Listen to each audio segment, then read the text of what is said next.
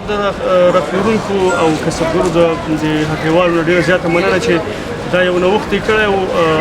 تقریبا سلګونه ماسکونه دوی په خپلو دوکاندارانو باندې ویشي، سپارښتنه ورته کوي چې کووډ-19 ناروغي چې نن سبا ډېره وژونکې ناروغي ده او له بده مرغه په دې کمه موده کې په ډېر افغانان دلته اخته شول، ځینې مړه شول او ځینې کړېږي د دې ناروغۍ نه. د دوی سپارښتنه او لارښوونه هم دا ده چې هر دوکاندار ته ووایي چې په خپل هم دا ماسکونه استعمال کړي، مشتریانو ته مو ووایي چې تاسې ماسک استعمال کړئ، ترڅنګ یې فاصله مراد کړئ، ویټامین سي استعمال کړئ او ترڅنګ یې هغه دوی چې راځي دلته مایع ورته په لاسونو باندې واچوي. دا ډېر ښه یو ښه ګام او اقدام دی. موږ یې هرکلی کوو او موږ دوی سره جلال آباد ښاروالي ګام په ګام دغسې عامه پوهاوي په کمپاینونو کې برخه اخلو او د دوی ستاینه او تقدیر کوو. نو زموږ سپارښتنه بیا هم دا ده ورته چې د ښاروالۍ ادارې دپاره د دوی نه بیا هم مننه کوو، د نورو ادارو دپاره ولس ته دوکاندارانو ته چې دلته فاصله مراد کړي، سیټنایزر استعمال کړي، مایع او ترڅنګ یې ماسک استعمال کړي، دستکشې په ځینو وختونو کې استعمال کړي. زموږ سپارښتنه او غوښتنه هم دا ده او هیله ده چې دوی خپل صحت ته او د نورو صحت ته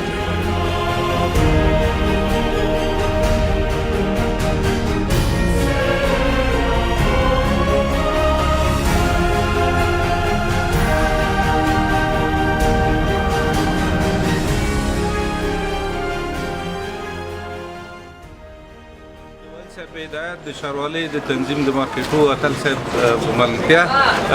د کسبګر اصنافو او هټیوالو په هڅونه د بازارانو د اتحادیې چې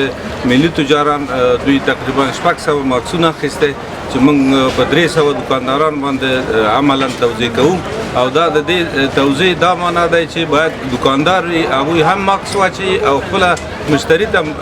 ماکس ورکړي تر څو دغه د کرونا وایرس د مخنیوي لپاره اقوي تدابیر ونیول شي. په ضمن کې دوی ته توصیه وشو چې سینیټایزر او بعض طبي شیونه چې کوم ضرورت دي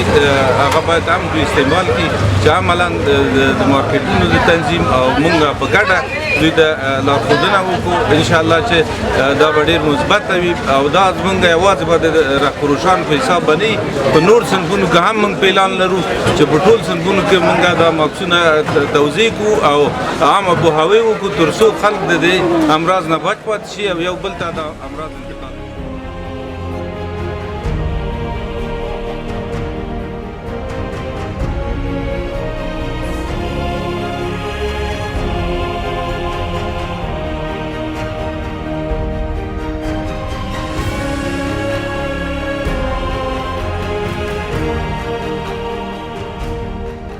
کوشش کو د خپل د ځان ساتنې لپاره د خپل د ځان ماسک استعمال کو پوه شئ او په دې خاطر چې دا مرض زیات ده چې موږ ته دا هغه نشي چې بل چاته هم خپل ځان استعمال کو هم بل چاته مشتری ته هغه پاتې خبره د ماسکو د نن کوم وایرس چې د کووډ-19 دی یا کرونا وایرس په نوم باندې مشهور دی، دی باید عموما واځي ځان نه باید ټول دغه ماسکونه اختیار کړي تر څو خپل ځان وساتي او هغه نور کوم شیان چې د دوکاندارانو ته هم زه دا وینا کوم چې باید سینیټایزر استعمال کړي او هغه باید خپل دوکانونو کې باید شنو ولري، د لاس څرمشې څخه ډډه وکړي، باید دا کم لارښوونې چې د نورو ډاکټر صاحبانو د خوا نه او داسې نورو هیلکرانو د خوا نه موږ ته شوي دي باید هغه اختیار کړو تر څو 3 متر فاصله ولرو چې هم خپل ژوند او د نورو ژوند په خطر کې ونه ساتو.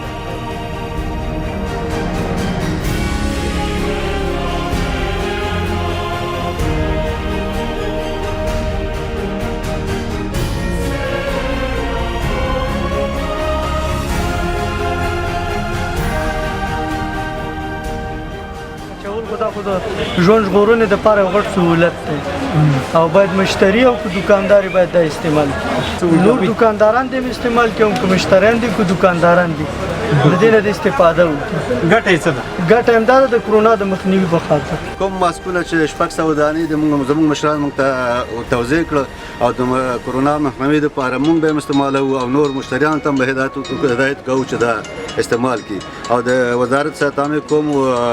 قوانین چې د هغه په ځان باندې تطبیقوو لکه ستنزر او ضد عفوني مواد 1 متر 2 متر فاصله ماسکونه استعمال دا شی به کوو انشاءالله د کرونا مخنیوي د خاطر.